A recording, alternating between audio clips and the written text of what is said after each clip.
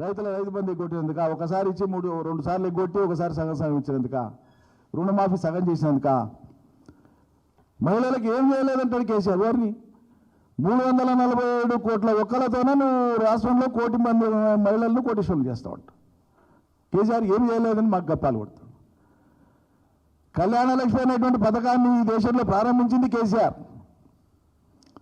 మహిళల పేరు మీద డబుల్ బెడ్రూమ్లు కేటాయించింది కేసీఆర్.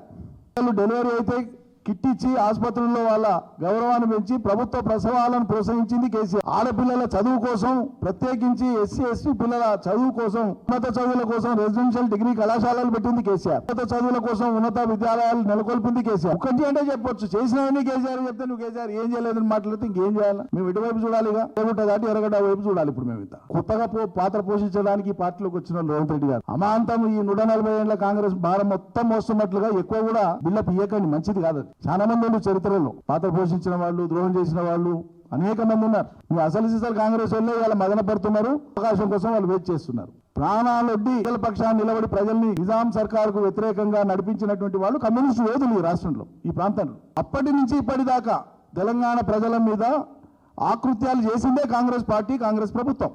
వద్దంటే వాళ్ళకు ఆంధ్రలో కలిపింది మీ పార్టీ, కోరితే మా వాళ్ళని చంపింది మీ పార్టీ. మళ్ళా 30 ఏళ్ళు తెలంగాణ అంశం మీదికి రాకుండా జాగ్రత్త పడ్డది మీ పార్టీ. ఒక రాజకీయ అవకాశం కోసం, అవకాశవాదం కోసం జై తెలంగాణ అన్నారు తప్ప మీకు ఏనాడు అది లేదు. ఆ సమయంలో కూడా మీరు జై తెలంగాణ అనలే. నేను అందుకే ప్రారంభంలో పొలిటికల్ లక్కీ భాస్కర్ అందుకే అన్నది, తెలంగాణ ఉద్యమంలో పాత్ర లేదు, కాంగ్రెస్ పార్టీ చేసిన నామమాత్రపు ఆందోళనలో కూడా మీ పాత్ర లేదు. మీరు అందులో లేరు. అప్పుడు అంత పరిపక్వం అయిన తర్వాత వాళ్ళకు సర్దుకునే లోపల మీ ప్రయత్నాలు మీరు చేసుకొని వచ్చి సీట్ మీద కూర్చున్నారు.